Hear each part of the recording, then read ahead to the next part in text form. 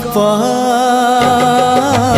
अधार थिला आज पुराण हेला से गप पढ़ु पढ़ु सत लागिला।